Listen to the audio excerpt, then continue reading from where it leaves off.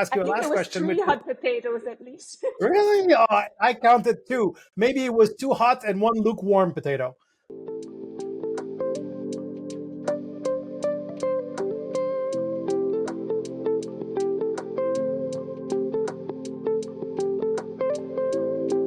Welcome to Blockchain North, everyone. I'm Flo, founder and CEO.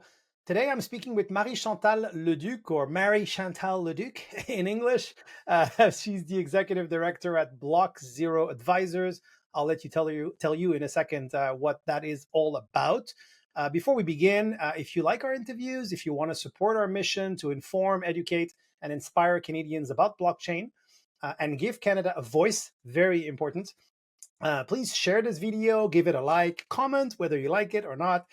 We welcome it, and you can find us on all social media platforms as well, in case you want to follow us, for example, or encourage us along. Also, make sure to stay till the end, because I'll be asking Marie-Chantal for her surest prediction for 2024 and beyond. So that's probably something you want to stick around for. Marie-Chantal, welcome. Hi, Florent. Nice to see you. Thanks you for welcoming me here. Welcome me. Thank you for welcoming me here.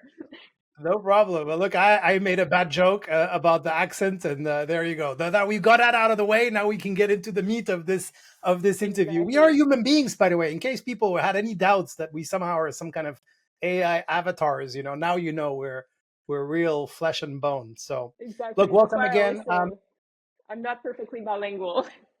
I think you are more than perfectly bilingual. So, why don't you just start by introducing yourself, basically, and telling us a little bit about your journey to blockchain, and maybe tell us how you were first exposed with blockchain. Yeah, I would love to. So maybe to answer your question, your first question, the one you raised a bit earlier. So my name is Marie-Chantal Leduc. I'm executive director at Block Zero Advisors. So we're a management consulting firm, and we specialize in the transformation and evolution of the financial infrastructure through innovations like emerging technologies like blockchain, digital assets, a little bit of AI as well. So that's about it. But otherwise, about my journey. So my journey took me back to about 2017, where actually I was still at KPMG, and this is where I met our founder and partner at Block Zero, so Laurent Ferrat-Pierson. And we were working on a project on AI and financial services sector. Love working with them, learned a lot. And by then they were building the emerging tech practice at KPMG, and blockchain was part of it. And so I got my blockchain 101 course on the whiteboard in Laurent's office, and then started reading books, both on the technical side, but also on the business side. And for me, blockchain was very appealing because I was working a lot with different levels of governments and agencies, both at the federal and provincial level. And I could see right away that beyond the operational side, blockchain could have a huge impact. We need to share data. There's confidentiality of data that's super important, also working with government. And I just could see that, this would be amazing. It would solve so many issues and would make my work so much easier, and also having a background in healthcare, I was thinking about, medical data and how we access it and who owns it. And I was just like, this is bound to transform every part of her life. That was back in 2017. And about 3 years ago, Laurent reached out to me. He was working on a project. He asked me if I could support. It was with regards to digital asset custody in Canada. I was like, yeah, sure, why not? I jumped in both feet, and then one thing led to another. And 2 years later, I had the chance to work with him, build a practice, and work on numerous projects around blockchain and digital assets. It's been an amazing experience. Great introduction, and indeed a pretty awesome story. It's always interesting to hear how people, unless they are maybe like 20 years old, but most people have had a life before blockchain, and so how they got to blockchain. And of course, most people would say it's still so early for blockchain that there's a lot of opportunity ahead. So you listed very quickly a number of use cases, and of course, especially blockchain proponents would say that there is a limitless list of applications for blockchain. If I asked you like the kind of clients that turn to Block Zero advisors, first of all, I guess what is their first question? Like what are they trying to do? Is it just learn about blockchain, or is it, I'm guessing, more so finding ways to use blockchain? And if so, what are those, let's say, 3, 4 really most fundamental, most transformative opportunities that they see or that you make them discover?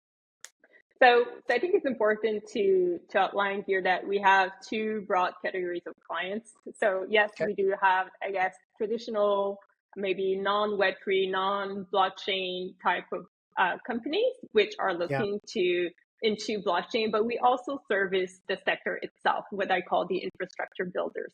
So I think that's important. In their case, the service is a bit different, but because we understand very well the ecosystem of and the course. market, we're able to support them. So with So my question, sorry to jump in. So my question is you're right to distinguish it. My question is about the former group. yeah, What I also really want to know is kind of, are you seeing more interest? Are people more maybe convinced today that blockchain is here to stay, that they're going to have to adopt? That's kind of the direction I was going with that question. I think there's still a lot of misunderstanding, but definitely a growing interest. I mean, obviously, organizations. So to answer your first question, I'll go back. So Thank you. usually when they come to us, either they don't really know, they heard, you know, something and it looks cool and like they want to learn more, or so like for instance, oh, like I want to use a token to raise money a different way. And I'm just like, okay, that's interesting. Might not need a token to do that, but we'll explore that together.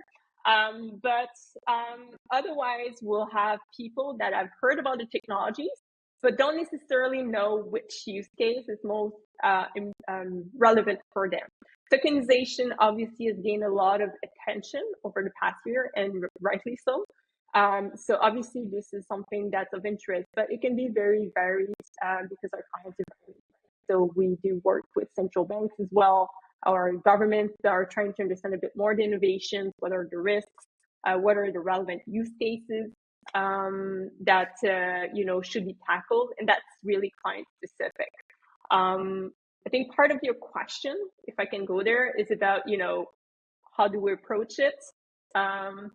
If I understood correctly. Yeah, yeah, for sure. I mean, that was basically my next question, which is like Okay. so how do you guide those, let's call them traditional companies or organizations, including central banks, which if it's plural, it must mean multiple countries, to, I guess, to understand and then to implement strategically. So the first thing is really, first, the journey is really specific to each client. So they'll be at different places in their journey. Sometimes they've like done a lot of homework, and Hmm. sometimes they just need to kind of like um, present it to their board, for instance, and they need support from an expert. So that could be there, right? But ideally, the first step is really to take a step back and really understand better the organization. And by that, what I mean is really understanding both the internal and external environment.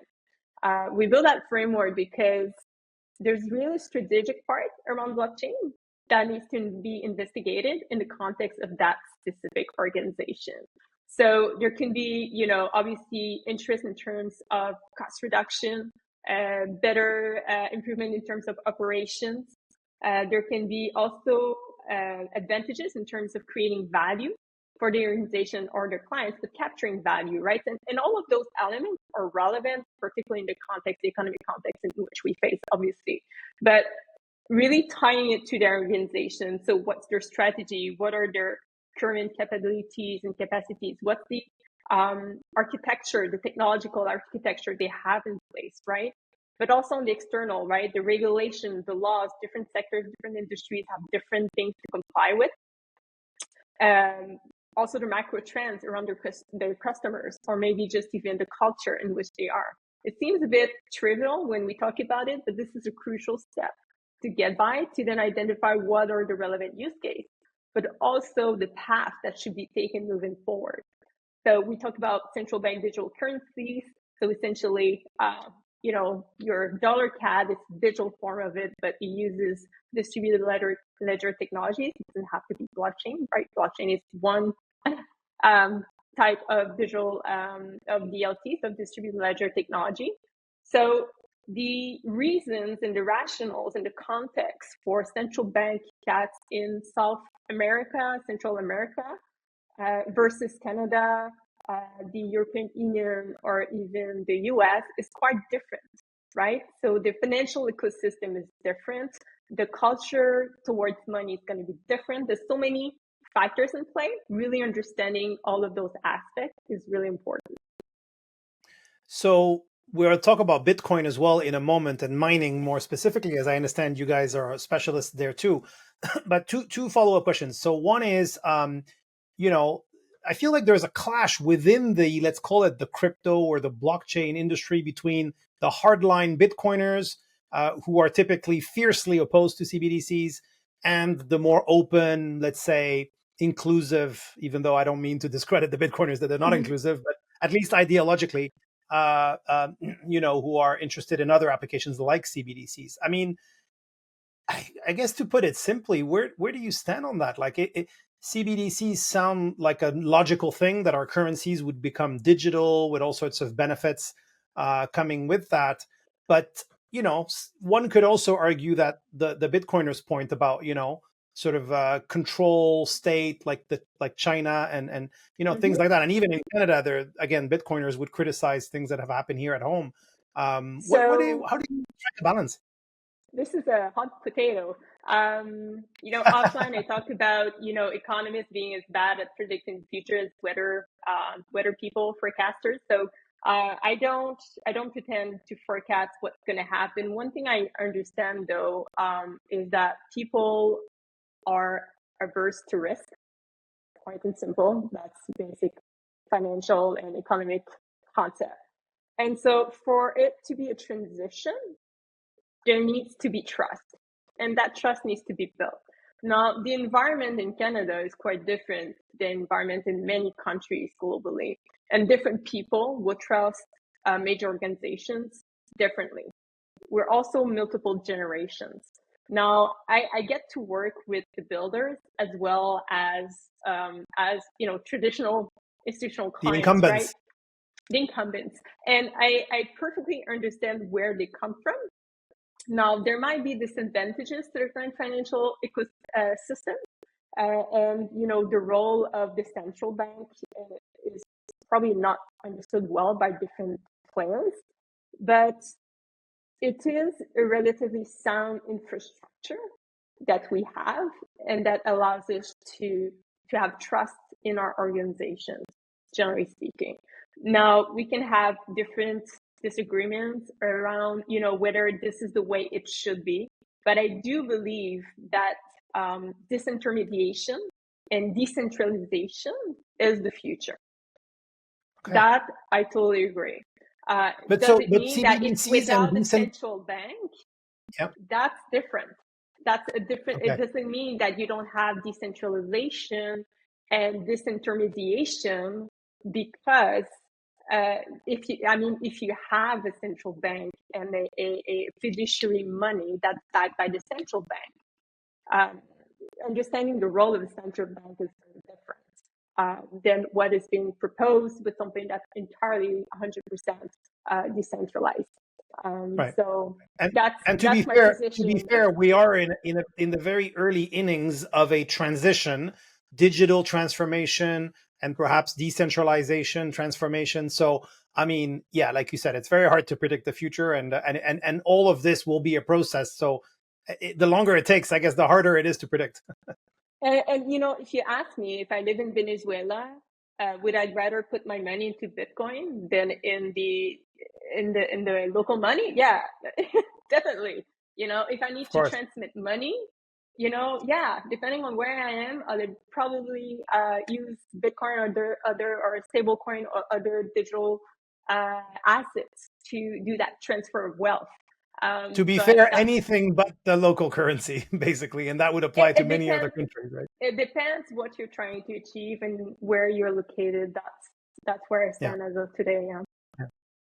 So you mentioned that you have traditional clients, like non-blockchain clients, and then you also have, you mentioned custody, for example, clients. So Mm-hmm. those are, I think, as you pointed earlier, highly expert in blockchain. So I'm wondering, what services do they then need from an organization like Block Zero? Is it just that they need a management consulting firm like any company would need, and that they, of course, prefer one that is highly knowledgeable expert in blockchain, or is there something else that they need help with that maybe isn't as obvious?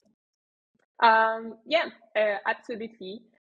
So, for instance, if you consider an organization, an infrastructure participant that is looking to grow, right? They'll have different opportunities. Now, if you're an organization that is also in the way of becoming regulated, then you want someone who understands the requirements from the regulators, what's to be expected within different jurisdictions versus, revenue potential and what would that look like, right? What's the revenue generation? How would you operate? But we also offer more tangible support in terms of operations, right? So, working with the people at an organization, we can help them, whether it's on the finance side or Mhm. maybe and on the deal advisory side and raising funds, but also even from like policies, procedures, helping them navigate and prepare for a SOC 2, for instance, so we can support them in that front. We've done it. So it's really like setting up the frameworks, the risk frameworks that needs to be put in place. So we work at different levels, but also from a strategic planning, as I mentioned. So yeah, there's different things we can do. So, Marie-Chantal, we've talked a bit about Block Zero and your own, journey and career and the work you do. Let's maybe like pull back a little bit. I'd love to hear your thoughts on the market, on the broader context, let's say, including regulatory. I guess the first thing I would ask is, yeah, simply put, because you have a front row seat of the industry, but also outside the industry, what is your sense of blockchain adoption in Canada right now? Both in a sort of material way, like, if you have a sense of how many, how much, but also, I guess, people's perception of blockchain in the corporate world, let's say. So, how to put it? So, there's great projects and advances that are happening. I think some of the organizations are at the forefront and really experimenting and seeing the value of it. But I wouldn't think that Canada is leading the way in terms of blockchain adoption. Wouldn't. Yes, no. Uh, I think there's great things happening. I think some companies are standing out. It might be also just how do I say this? Contextual. I think artificial intelligence has taken a lot of space in the past few years, and which was like I felt like everybody's like, oh my God, I'm just waking up now. Which, as I said back in 2017, it was pretty obvious to us that this was going to be big already. So I was a bit surprised that, the fact is organizations can't have thousands of projects happening at the same time in their digital transformation, and digital transformation is like, there's so many aspects of it. So, there's no way that you can do all of them. However, I do think that, we're on a good path. In terms, your second part of your question was about knowledge and understanding. And I think this is because of that also. And one thing that I was confronted to in the past few years was, oh, blockchain, oh, electricity consumption. Oh, no, no, no, the environmental impact is too big. And I'm just like, what the hell? I'm sorry. No, what the Sorry, hell that is came fine. out. And I was like, oh, and then the next thing was like, but, we could explore the opportunities. And for me, it was like, the argument should be reversed. It should be like, oh my God, what a great, innovation. I'm curious to learn more. And then you obviously build a framework. And as with any other technology, you assess the risk, you assess the relevance. is it needed, or can I do it differently? Or should I do it even though I can do it differently because there's a long-term play to it, right? So, but there's a misperception about first the electricity consumption and environmental footprint, which is absolutely biased. But there's also other like pre-made understanding, like to tell you like if I'm gonna get into what I do for work, typically I ask the person how much time they have.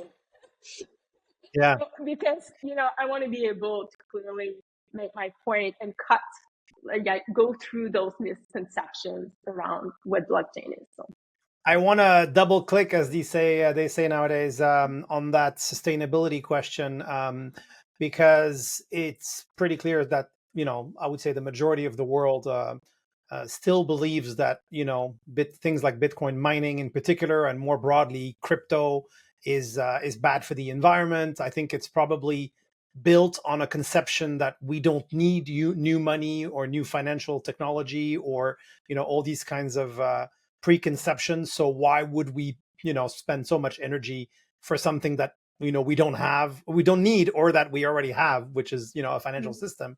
But I understand that it goes beyond that. I understand that Bitcoin mining can actually be a solution to decarbonizing our grids. Could you maybe help us understand that a little bit? yes. So I do agree, and I just gonna make a critique, because a lot of what's being conveyed is about the electricity consumption, right, and the carbon footprint associated with that electricity consumption, depending on where you are in the world, is comparable to a small country, right? And Which for I me, always find a ridiculous comparison, by the way. What does well, that mean? Like when people say, I "Oh, it's equivalent to the energy consumption of Sweden." So well, what? first, Sweden is a any industry will have like a yeah, carbon footprint to some type of country in the world. First, yeah. I'm going to say this. And first, I come from the finance, and I worked a lot with economists, and one of the things we always say is compare apples to apples. And so there's so many ways I can say how this comparison is just completely irrelevant. Why? Because first, if you look, because the critics comes to proof of work and Bitcoin mostly, then you need to understand carefully what Bitcoin is to realize that the network, Bitcoin network, right, is to understand that there's no real comparable in the world today, in the world that we know today. So if you understand this, then you understand that, comparing it to the current financial system, or like, what would you choose in that, and whatever, like, can you really compare them properly? And then the other part is just like, well, you don't compare a country with An industry. a global, something that's Yeah, global and yeah, achieving a specific purpose. It's just not comparing apple to apple. So I'm going to leave it there, because that's just something I wanted to say that's really important. yeah. But not needless to say, though, I think it's important, and that's my position, is that, climate change is super important. And this is a matter that everybody should care about. And we should all take conscience of it. And whatever the industry, we should be taking actions to be part of the solution. And so, to your point around, grid decarbonization, and that's in reference to a paper that I wrote at Block Zero, is working with miners and working in Newsstream. One thing that I got familiar with was actually grid, and how grids work, and how complex grids are. And importantly, because I worked with them and other projects, I got to realize how grid decarbonization, which is Mhm. essential, and expansion, we should say, is like crucial to any other sector's ability to decarbonize, and for us to achieve our 2 degrees Celsius limits, which is already too much, and we're not going to achieve it, right? So how do they play a role? Is you need to take a step back and understand how complex that decarbonization is, and understand that essentially most of that that renewable energy will come from wind and solar. And everybody knows, or you should know, that these are intermittent. So, right, they're not reliable. And the other thing that's important to know is that you can't just ramp it up on a hot summer heat wave day. Like, you can't just ramp up your windmills or your solar, And there's the issue of storage as well. And there's the issue of storage comes into play. And so you're going to need a lot of batteries. But even then, you can't just place the batteries where you want. There's a place in the grid where you can deploy them. Now, this is still going to happen. But another element that's super important to be able to manage the grid of the future, okay, is demand response. Demand response, essentially being able to curtail your own consumption to be able to reallocate to where it's needed, is going to be crucial in the future as we go through that transition. And miners have a unique value proposition for that. I call it a very granular flexibility. And that granular flexibility is the holy grail of grid operators. Why? Because what I mean by granular flexibility is that they can be deployed in however shape and size. Okay, so where I need them. So when I told you can't put batteries wherever you want, well, if you have an internet connection, you can deploy miners pretty much everywhere you want. Okay, in whatever shapes or size. It can be. You mean, for example, like if it's like far out somewhere in the north, which is not connected to the grid, that you don't need, for example, like to draw cables over 2,000 kilometers. Is that yes, a simple example? There's that, but for demand response, that's less relevant. That's another use case, sure. Which, read the paper and you'll you'll see what I mean. But here, I mean, like, you can be connected to the grid, right? But still in a remote region, right? Right. So you want to be able to deploy it wherever you can and need to balance, because as you deploy more renewables into the grid, you need to make sure you balance the grid, right? So you can't just deploy at one place and regardless of the balance. You mean the power needs to go somewhere? Yeah, but it's more complex than this. Now, I'm not going to get into this. If we had an expert, they would better explain it to me than me. But, I tried to summarize this in that paper. But the point I'm getting at is that it's whatever shape and size, right? So shape meaning it can be a container, so pod. It can be in an abandoned warehouse where you already have the infrastructure. It can be, in a new building so it can be 10 megawatt, it can be 1 megawatt, it can be 100 megawatt. Okay, I'm just putting it in perspective. And what's relevant here is that you can curtail it at the level you need, at the moment you need, automatically, right? Because you can have software that will do that for you.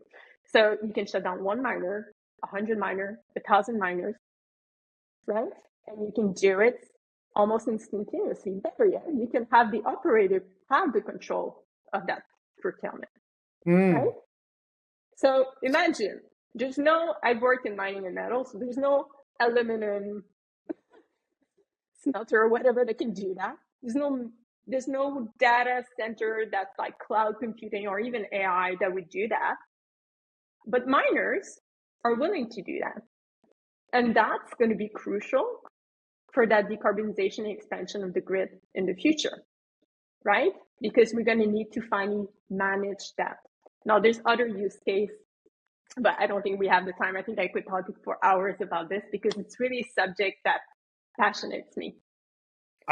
Me too, by the way. And I read, by the way, the white paper that Kathy Wood did, ARK Invest, a couple of years ago, I think 2 years ago, specifically on that. I think it was with Dorsey and of Block at the time. And so I do have an understanding, but I just want our audience to understand it because it is a little bit, kind of, it's not something that people think about, I think, every day.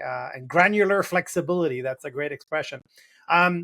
One more hot potato, if you'll allow. I want to talk about regulation. And the reason why I say hot potato is because I feel like in Canada, we have kind of, it's complex, basically. Where I come from in France, everybody knows that most major national decisions happen in Paris. and it happens mostly from the president or the prime minister, and that's it.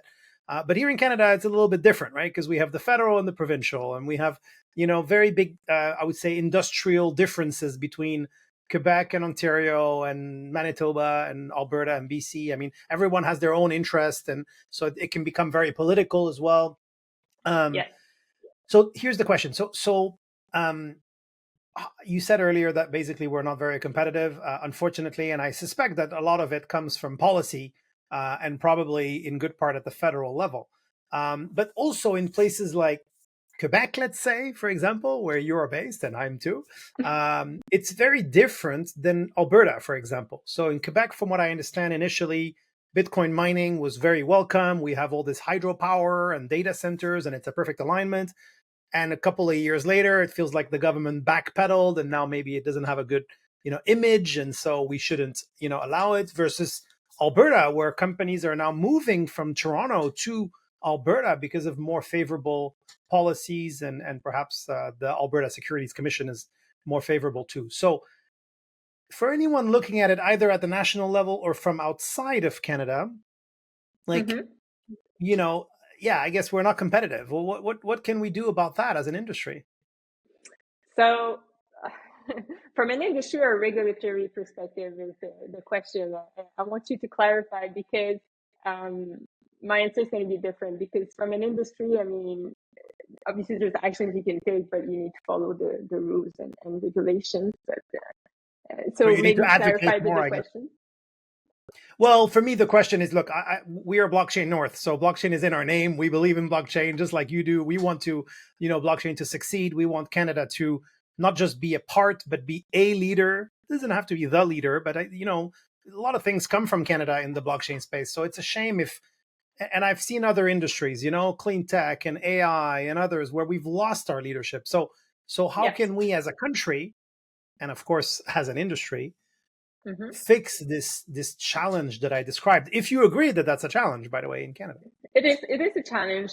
I think it comes from bad press, Mm. and which led to a massive misunderstanding of what the industry is about. And so I think it's about building awareness. And I think the event that's going to be happening on April 8th is about raising that awareness and knowledge. It's really important. And, I've been participating at events to try to demystify a bit as well, blockchain and Web3 and digital assets. Now, I mean, there's two things, like, you want to build awareness, which is what we're trying to do. And the industry is super responsive to whatever outreach government bodies or regulators are doing, right? So I think the regulators and different levels of government want to understand and want to hear what the industry has to say. That I think is true. I think there's that willingness of understanding. Is that new? Is And that is that a phenomenon of the last sort of couple of years, or? yeah, a phenomenon of the last couple of years, I would say. But I think it's true across the globe too. We saw a lot of public consultations, but obviously, for instance, Australia was way more proactive, right, in their ways, right? But at the same time, so we can always compare ourselves, and I think Canada can do so and benchmark themselves and they'll see, what they could do best. They love to do benchmarking, and then many benchmarking studies. So, but I think it's about that dialogue and building and that awareness and dialogue.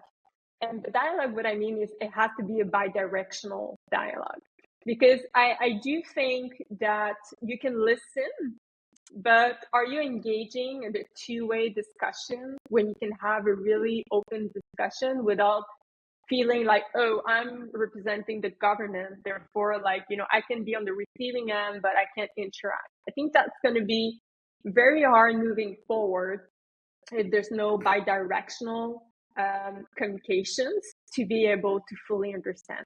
And I think, by the way, this is true for many sectors of innovation for Canada. It's a fast evolving. We talk about AI, and there's a lot of money going into AI. my opinion, okay, is AI is much more sexier than when you say blockchain. Uh, but a lot But of is money it is is going it more into it. powerful? Is AI But more disruptive, more does it have more potential than blockchain, or is it hard to compare, I guess? I think they're different, and importantly, they work together. You know, Complementary. I'm part of a Web3 of CVL Creative Destruction Lab, right?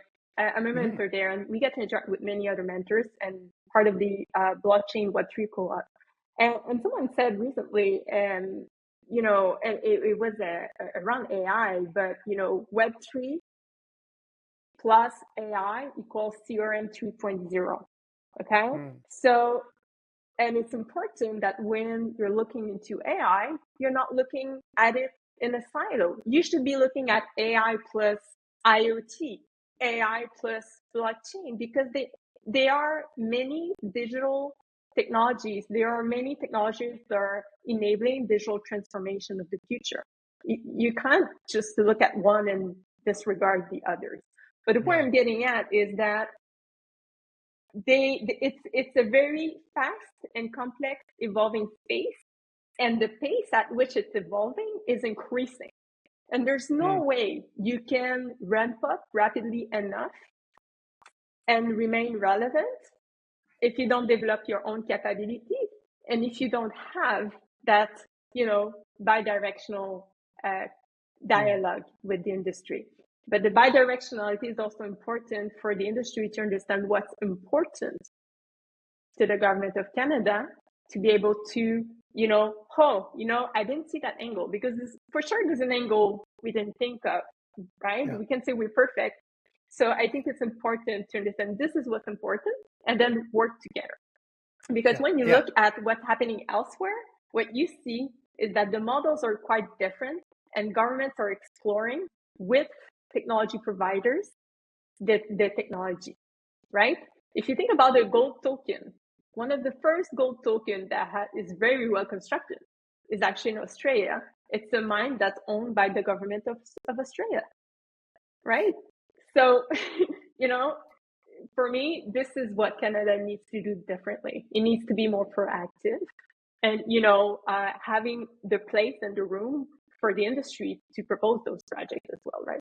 And for the industry I like to the be comparison with there and propose. Australia because people often compare us with Dubai or Singapore or Hong Kong, which is such a drastic comparison. Whereas Australia is a country that I think many Canadians relate to. It's also a vast country. The cities are quite far apart. You know, there's a lot. There's of course a lot of resources as well, like in Canada. Yep. Of course, there are some differences too.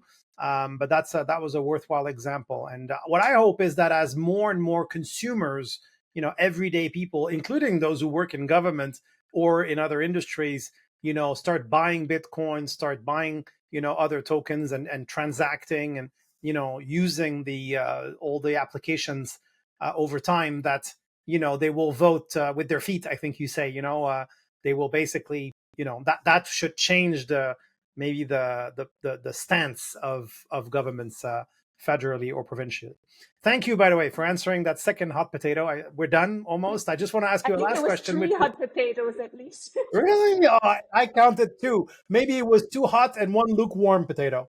I don't know. But anyway, thanks for playing along. It's important to have these conversations. And one last question we ask all of our interviewees, and maybe it's a hot potato too. What is your surest prediction, or are your surest predictions, but in a minute or less, if you can, about blockchain in the coming years? um, Maybe it's a conviction. Maybe it's something that you're really personally very, very sure about and you like to advocate okay, about. so um, my conviction is I do believe that the industry values regulation and doing things the right way. And we see it in the industry, the way they approach building their organizations. They're very conscious in mind. And I think this is great news, because I look forward to seeing the ecosystem being built, right? And so I'm very confident in what is being built in Canada. In terms of predictions, and we've been talking about it all year, but it's funny because the previous year Before, I was talking to Sabrina, one of the senior consultants in our team, and I was telling her how I was convinced about real world asset tokenization. And I think this is true. Still going to continue. The simple reason being, it's nothing we're not doing already, right? We're just transforming, we're changing the underlying infrastructure underneath which we've been building. So it's nothing so like new than just doing things better from in a digital age, right? For better data protection, better security, but also in terms of product innovation. We talked about gold tokenization. We talk about real world asset tokenization. It's hard when you talk about this with people who are not in the field or in finance. It's hard, but tokenization sounds a lot like securitization. So it's not so foreign. And so for me, I really think we're going to be moving more and more into that space. And this is there to say it's going to happen. It's not an if, it's when exactly it's happening. And of course, Larry Fink would agree with you of BlackRock. You know, of course, there's a lot of talk about real world tokenization Obviously. right now, real world asset tokenization. Thank you very much, Marie-Chantal. It's been really fun to chat with you and spar a little bit and throw you these hot potatoes. I think you did great. Hopefully, it's useful. That's the most important thing. Where can people find you, by the way? Is there a blog? Is there are you on LinkedIn, or is there a website you want us to share with our audience?